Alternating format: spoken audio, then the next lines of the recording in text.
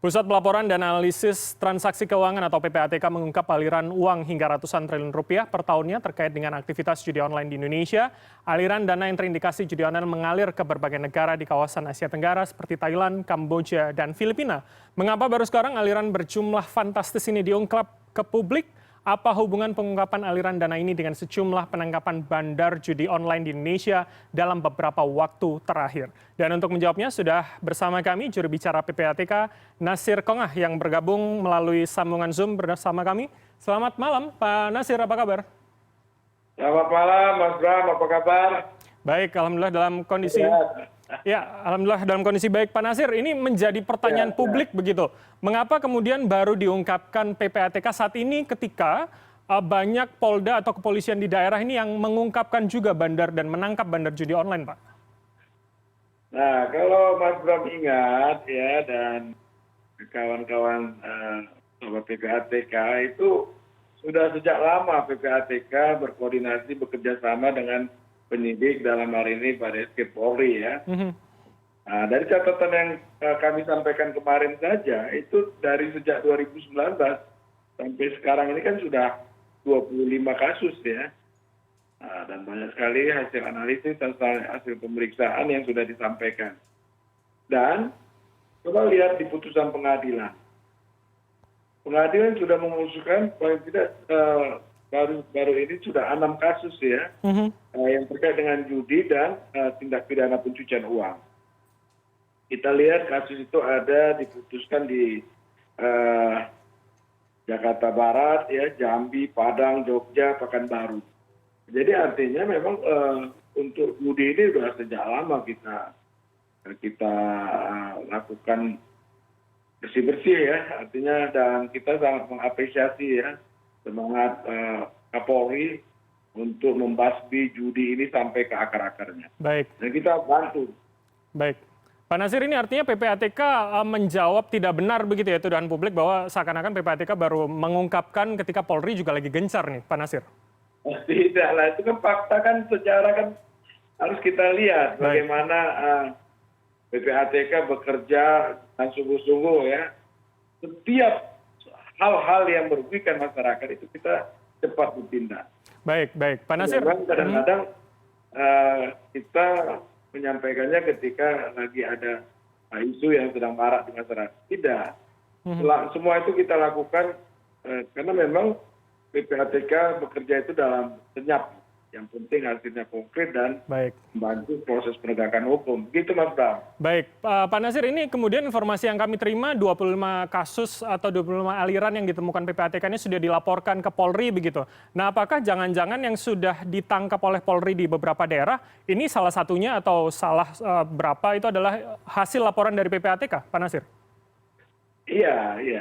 Ya ini yang 25 kasus yang kita sampaikan itu tentunya hasil analisis yang kita sampaikan kepada penyidik dan juga informasi yang diminta oleh penyidik yang kita bantu untuk melakukan mengejar uang hasil kejahatannya. Dan lain melakukan follow the money, mengejar uang hasil kejahatan itu. Baik Pak, di paket berita tadi kita mengetahui ada beberapa negara di Asia Tenggara begitu yang menjadi tujuan dari aliran. Nah, sejauh ini pengamatan atau investigasi dari PPATK, apakah kemudian negara-negara itu hanya menjadi tujuan dari transfer aliran atau kemudian ada pemain sindikat internasional yang ikut membantu yang ada di Indonesia, Pak Nasir? Nah, kalau kita lihat judi online yang banyak melakukan pergerakannya di Indonesia itu platformnya itu dari luar ya. Nah, kita dipakai sebagai pasar, kemudian tuh kita hanya mendapat bagian kecil lah ya, receh-receh lah dari komisi dari pengepul ya, badan kecil ke badan besar. Uangnya kemudian dilarikan ke Kamboja, Filipina, Thailand, dan juga dilarikan ke negara-negara lain, seperti ke negara-negara tax haven seperti itu. Baik, artinya yang di Indonesia ini sindikat bagian kecil begitu dari yang besar di Asia Tenggara begitu ya?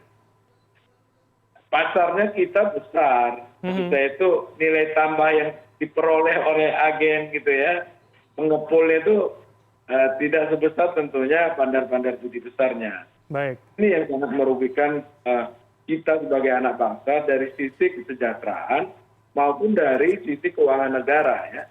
Coba bayangkan orang-orang yang terlibat dari perjudian online dan judi darat itu kan ada ibu-ibu ya, kemudian mahasiswa, anak-anak bahkan ya, anak SMP sudah banyak juga terlibat itu. Yang harusnya ibu-ibu tadi uang belanjanya digunakan untuk disusunya anaknya, digunakan untuk bermain judi. Nah, ini sangat-sangat mengganggu kesejahteraan masyarakat. Yang kedua, itu aliran dana dari judi ini tuh jumlahnya setahun itu bisa ratusan triliun. Coba bayangkan bagaimana pastinya berapa Pak ratusan triliun itu Pak? Untuk mengembalikan uang yang diparkir di luar negeri ke Indonesia. Kita diberikan intensif dengan keringanan pajak ya, tax amnesty. Tapi berapa yang masuk kembali? Sementara uang judi yang dibawa keluar tadi itu ratusan triliun per tahunnya. Dan ini kan mengganggu makroekonomi di Indonesia. Baik. Seperti itu Mas Bram. Baik. Ini masalah kita semua ya untuk segera menyelesaikan membasmi dari judian yang ada di Indonesia. Baik, ini menjadi pertanyaan publik juga, apakah kemudian dana ratusan triliun yang Anda sebutkan ini juga akhirnya mungkin ada yang tidak hanya ke luar negeri, tapi misalkan menyasar atau mengalir ke pejabat pemerintah misalkan, adakah pengamatan itu juga ditemukan begitu Pak Nasir? Hasil secara detailnya itu ya disampaikan kepada penyidik. Tidak bisa dibuka ke publik begitu? Kemana saja, berapa ya, kepada pihak mana saja uang itu mengalir. Tapi secara agregat seperti itu Mas Bram. Baik, tapi apakah kemudian ada indikasi juga, misalkan tadi Anda mengatakan ini kita adalah bagian kecil, tapi tentu ada modal dari pelaku yang ada di Indonesia dong. Apakah kemudian ada indikasi bahwa adanya pencucian uang juga Pak, lebih jauh dari masalah aliran ilegal ini? Oh iya, itu ya, kan pencucian uang itu upaya mengaburkan, menyembunyikan, menyamarkan uang hasil kejahatan. Hasil kejahatan dari judi tadi kan udah jelas ya, bahwa diupayakannya, dikaburkannya ya, asal usulnya itu dengan menempatkannya uang ke berbagai rekening, ditransfer ke luar negeri, dan lain-lain. Jadi upaya mengaburkan, menyembunyikan uang hasil kejahatannya itu, disitulah dia disebut dengan pencucian uang, dan ini dilakukan oleh pelaku dari penjudian yang ada. Apakah kemudian ada indikasi pelaku juga kemudian misalkan pejabat publik atau seperti apa Pak Nasir? Iya, tadi saya sebutkan ya, dari ibu rumah tangga, kemudian siswa, oknum penegak hukum juga ada di sana gitu ya. Tapi banyak elemen masyarakat lah. Baik. Baik, Anda menyebut tadi ada penegak hukum begitu, tapi detailnya tidak bisa diungkapkan PPATK karena itu kemudian bahan penyidikan ke polisi begitu ya, Pak Nasir? Betul, Mas Bram, betul. Baik. Ini kemudian tadi Anda juga mengatakan jika dana itu kembali ke Indonesia maka cukup bisa mendongkrak pertumbuhan begitu Anda mengatakan. Apakah kemudian ada upaya repatriasi begitu Pak? Nah itu yang saya gambarkan tadi bagaimana effort pemerintah itu kan cukup kuat ya. Dengan membuat tax amnesty agar repatriasi uang yang diparkir di luar negeri misalnya itu dikembalikan ke Indonesia, ditempatkan di Indonesia untuk menggerakkan perekonomian kita. Nah di satu sisi uang judi ini kan juga besar yang lari ke luar negeri. Jadi dua pendekatan itu yang harus sama-sama kita dukung ya, pemerintah dalam hal ini di Pak Kapolri ya, di dalam memberantas perjudian agar tadi kesejahteraan masyarakat tetap terjaga dan makroekonomi bangsa kita ini juga tetap terjaga secara baik. Itu Mas Bram. Baik, Pak Nasir, ini selain PPATK kemudian mendorong Polri agar kemudian semakin gencar memberantas judi online, apa kemudian langkah pendekatan kalau kita masih bicara soal perspektif repatriasi tadi Pak, desakan dari PPATK ke pemerintah seperti apa? Ya kita bukan mendesak, bekerja sama lah ya. Bekerja sama antara penegak hukum yang ada ya. Di sini juga kita berharap banyak dengan Kementerian Kominfo ya untuk selalu waspada dan ya itu yang sudah dilakukan oleh Kominfo terus memberangus ya platform-platform dari judi online yang ada. Baik. Pak Nasir, sejauh ini yang sudah diungkap tadi Anda mengatakan 25 kasus begitu, apakah kemudian pendalamannya masih akan lebih besar lagi atau kemudian sindikat yang hari ini sudah terendus itu sedang tiarap begitu karena PPATK dan Polri sedang gencar sekali rasanya? Ya terus kita bekerja lah, terus kita berkoordinasi. Sejauh ini pengamatannya seperti apa? Ya tentu memang mereka juga akan lihat kondisi ya. Kondisi begitu penegak hukum gencar, mereka sedikit tiarap. Ya. Tapi kita tetap waspada, tetap awas ya terhadap perjudian ini.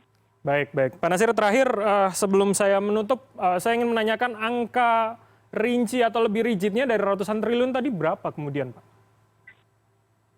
Itu yang belum saya bisa pastikan angkanya. Tapi angka itu ya mendekati ya, ratusan triliun itu mendekati. Kalau konkretnya saya nggak bisa sampaikan rinci. Gitu, ya. Karena fluktuatifnya kan terus bergerak. Ya. Dalam mata uang apa Pak kemudian diketahui? Ya tentu kalau yang beredar di sini mata uangnya Indonesia. Rupiah dong. Anda tadi mengatakan masih fluktuatif begitu, artinya kan ini bisa diartikan kemudian dalam mata uang lain yang harus dikonversi ke rupiah terlebih dahulu. Oh enggak, fluktuatif itu artinya jumlah kepastian nilainya itu terus berkembang ya. Baik, baik. Baik, Pak Nasir. Bisa berkurang, bisa lebih tinggi seperti itu. Baik. Itu cara angka yang disampaikan tadi. Baik, baik. Kita tunggu Pak Nasir lebih lanjutnya seperti apa. Harapannya tidak hanya sampai sini tapi juga follow up. Kemudian pemberantasan judi online di Indonesia. Terima kasih atas waktu Anda, Pak Nasir Ponga, juru bicara PPATK telah bergabung bersama kami. Salam sehat selalu, Pak.